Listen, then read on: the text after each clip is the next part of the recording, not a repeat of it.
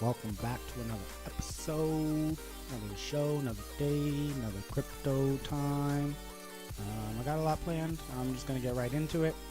I'm Joey. You know why you're here. Hopefully. If not, welcome to the show. Let's get into it. Alright, let's see what we got here. Big news today. Big news. Elizabeth Warren pivots on Bitcoin. Honoring Satoshi Nakamoto. What a change. What a change from Elizabeth Warren, who is so anti. She's not really changing her stance on the malicious actors in the Bitcoin, in the crypto community, but she is here celebrating for the 15th anniversary of Bitcoin, the first truly inclusive financial system that is providing new economic freedoms to populations previously ignored by both public and private institutions. Americans are forever grateful. Well, it's about time. It is about time she came around to the party. It's only a matter of time before they all come around with the ETF coming, with the price going up. Price goes up, people come in, they like number go up, and you can't stop it. It's not like they can shut it down, so they got no other option except to play along. All right, what else we got? In participation, they're celebrating, right? They're reading the Hodl, an event today that they're having, February 15th, 6 p.m. Eastern Standard Time. That's in about 40 minutes. They're going to be reading the December 18th post. Oh, Siri's starting a timer for me. And I thought, we might as well just do that right here and look back on when Hodl became a term back on this Bitcoin forum, bitcointalk.org. I am hodling, the first use of the word hodl. I typed D, that title, twice because I knew it was wrong the first time. Still wrong, whatever. Girlfriend's out at lesbian bar, Bitcoin crashing. Why am I holding? I'll tell you why. It's because I'm a bad trader and I know I'm a bad trader. Yeah, you good traders can spot the highs and lows, pit, pat, piffy, wing, wong, wang, just like that and make $1 million. Sure, no problem, bro. Likewise, the weak hands are like, oh no, it's going down. I'm going to sell. He. And then they're like, oh my God, my asshole, when the smart traders who know what the fuck they're doing buy back in. But you know what? I'm not part of that group. When the traders buy back in, I'm already part of that market capital. So guess who? You're cheating day traders, not me. Geez, this is a rant. Those taunts threads saying, oh, you should have sold. Yeah, no shit. No shit I should have sold. I should have sold moments before every sell and bought moments before every buy. But you know what? Not everybody's as cool as you. You only sell in a bear market if you're a good day trader or an illusion noob. The people in between hold. In a zero-sum game such as this, traders can only take your money if you sell. So I've had some whiskey actually on the bottle. It's spelled whiskey, whatever, sue me, but only if it's payable in Bitcoin. And he's hodling. Great story, bro, that guy says. Great story. All right, well, shout out to Elizabeth Warren finally coming around. A nice little document. You can read more about this on bitcoinmagazine.com if you're interested. But we're going to keep moving on, looking at the market. Let's see what we got here. All right, so lots of green bubbles. Big greens. Bitcoin still around that 51, 52 range. Let's set those advanced charts. Not going to take long to do any TA here. Just going to take a glance at it real quick. All right, hit the top, 52.9. Is it on a reverse?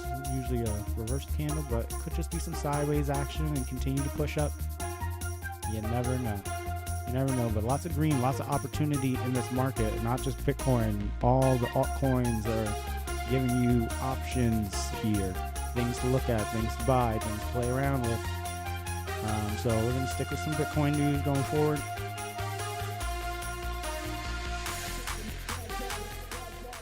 Crypto venture funding climbs for first time in nearly 2 years after Bitcoin's stellar run. Crypto had a big bounce back year in 2023. Now venture investors are returning. The money is flowing back into the market is what you can see. After collapses, FTX, Terra Luna, the scams got washed out. Now new money can come in, new money can get thrown around, get played with. And we'll see what burns up and crashes, what comes out better, what keeps building.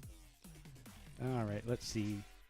It was venture funding for crypto companies totaled $1.9 billion. That's that airdrop money. There it is. Generally, a lot of times we see there's a correlation between investments in private markets and the public markets. Lee told CNBC. There's a lot of publicly traded companies that are up in the last year. And we're starting to see on the private side that trend as well.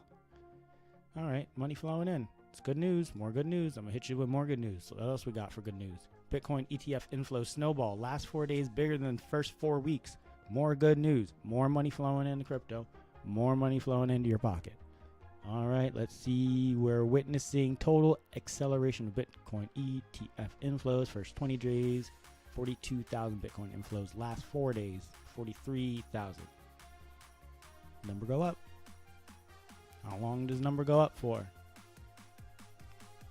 I don't know, but enjoy it while it does. It comes as 4 spot Bitcoin ETFs, excluding Grayscale, have now taken their place in the billionaire club, with the Bitwise Bitcoin ETF becoming the latest to clear the milestone on February 14th. Happy Valentine's Day to them. Let's see what they got here. A little GIF. A little 1 billion. Then 1 billion AUM. More information there if you need it. More good news. So, 3 theories explain the Bitcoin supply shock. 3 theories explain the Bitcoin supply shock everyone is talking about. Money flowing in. There's not enough Bitcoin for everyone. 21 million only. 8 billion people. And 3 million is lost. Probably more now. Grayscale, MicroStrategy, all the big companies, they're all buying it up. And what do you have in your wallet? I hope it's not a Capital One. Okay. Theory 1, Bitcoin ETF inflows driving demand. Of course, we know that. Hundreds of millions of dollars every day going in to buy Bitcoin. When is there a point where they start selling, where they got enough? Is there ever enough? How many of these people can have enough? They're just going to keep wanting more and more. But there's only 21 million. Underestimated global wealth flow. So this is discussing that there is more money in the bank accounts than of U.S. households and globally than is being accounted for. Money that can be used for investments. Money that will be used to buy Bitcoin and cryptos and things when they start exponentially increasing.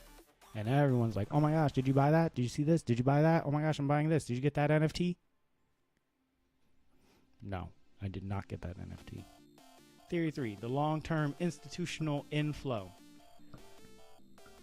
They're going to keep putting money in. ETFs, pensions, moving more money around the world, infrastructure getting built, and allowing this to become a global currency. Okay, and then, all right, some Ethereum news. Not too much in Ethereum. There's an EthDenver conference going on February 23rd, I think it started. It starts until the 4th. If you are interested in going to that, you can click on EthDenver.com. Tickets are like $2,500 for VIP. So if you want to go VIP, you can do that. If not, you do have to apply to get a ticket, but really you just have to pay for it if you want. We'll click We'll apply. There's a free one, and then there's a non-free one. You just log in with whatever you feel comfortable with, and then go ahead and apply there. But it looks pretty fun. They got a nice little map here, what's going on. It's Spork. You can stake Spork in order to get a free token, or a free VIP ticket. But yeah, if you're interested, you can check that out. What else is on Ethereum? So,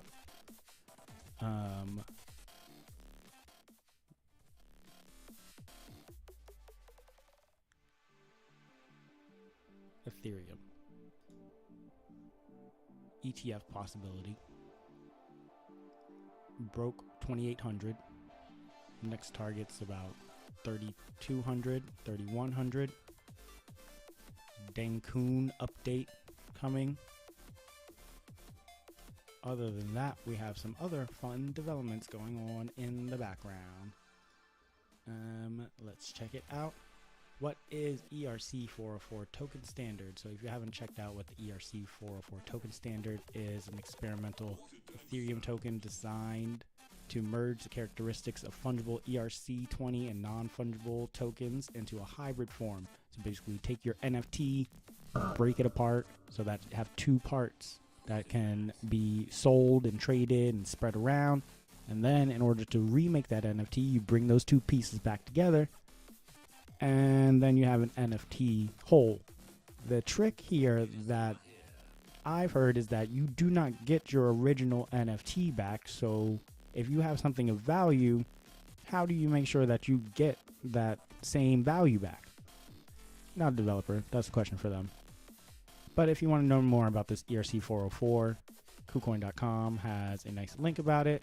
But before ERC-404 could even really start taking off, you got a new one. Watch out, ERC-404. There's another hybrid NFT standard on its own. So what do we got here? Only a week after the launch of ERC-404, an unofficial Ethereum standard created to blend the functions of fungible and non-fungible tokens, another team of developers claim to have done it better with DN404. The divisible NFT standard, like its ERC-404 rival, aims to be a hybrid ERC-2721 token. The proposed standard essentially allows NFT holders to trade fractionalized portions of their NFT with others, according to pseudonyms developer Cygar. That's a lot of words. Basically, it's another version of NFT that's meant to solve the problems that ERC-404 had. High gas fees was one of them, and hopefully we can bring those down, because they tried to charge me $60 to bridge my injective earlier today.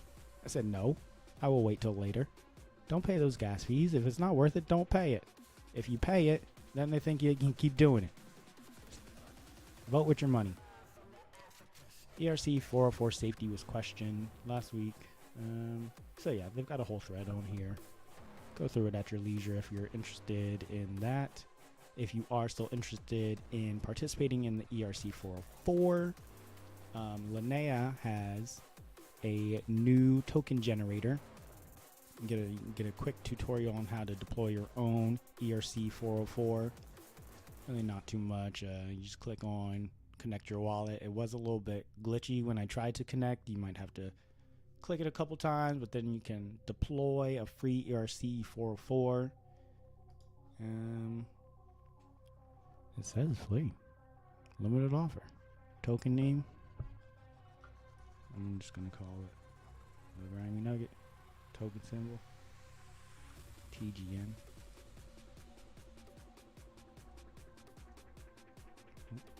Can I spell? Token supply. 10,000. Base URI. Oh, I don't have one of those. Alright, I'll have to check that out later. Moving on, Stakecito's been active today. Giving us lots of airdrops. And we got one, you can mint a ninja. Make your Ninja Blaze NFT. They also have a testnet going on, so if you're looking for airdrops, looking for opportunities to get some extra money while Bitcoin goes sideways, while if you're tired of searching around for altcoins, so we got a little cost you one injective. It's about $33 right now, so you got to decide for yourself if it's worth it. You might get nothing for it. It says you get mainnet rewards, influence, but testnet bonuses, but you never know what you're gonna get. All right. Always forgetting to turn off these notifications. Let's get serious here. All right, moving on. Stakecito. No more Stakecito. Barachain. Barachain will have layer 0 support from day one. A nice video here with layer 0 being announced as a partner. And that's what we like to see. Growth developments, things happening, things moving around. Also on Barachain, you got an airdrop today. Plug it in. Plug airdrop of the Bear plug is live. Honeycomb and Ooga Booga ticket holders. So if you got your Ooga Booga ticket, if you got your Honeycomb, then you can get your plug.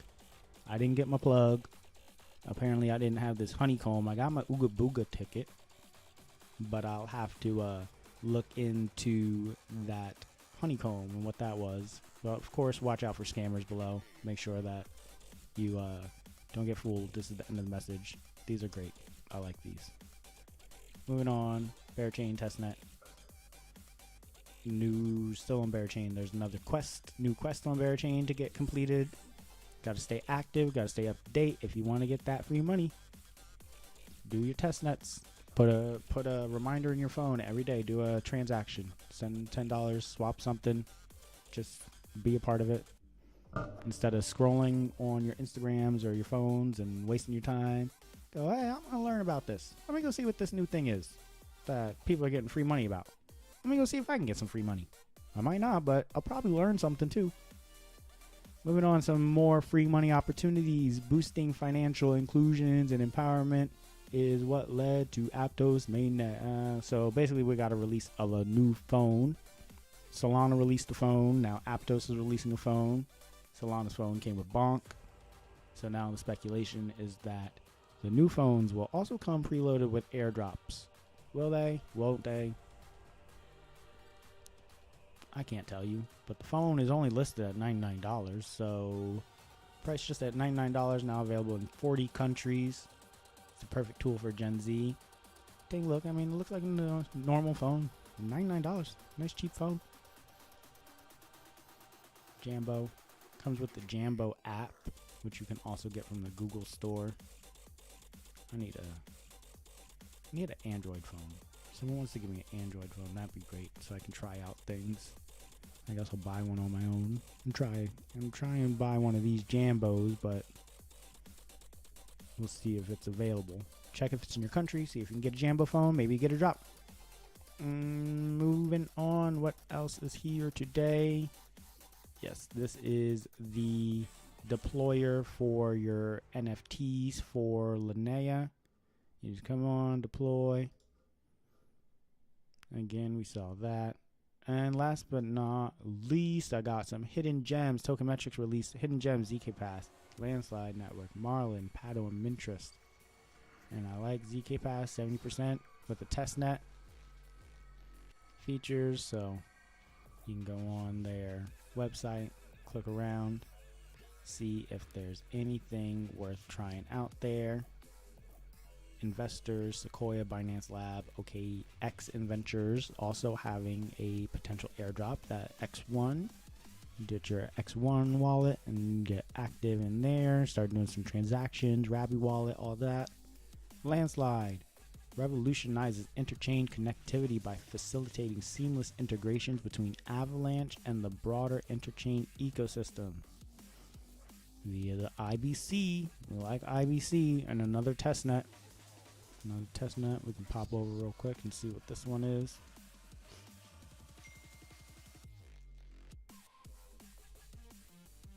Landslide, interoperability, Avalanche. The Avalanche is big. There's a lot of big projects out there. A lot of opportunities. You just have to be on top of it, ready to go get them.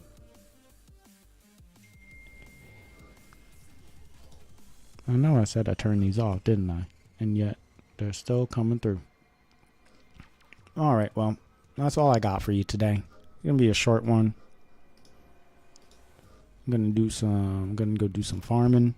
Let me know if you have any questions, anything you want me to check out, anything you want me to review in the next episodes. And then, yeah, thanks for watching. Hit that like and subscribe.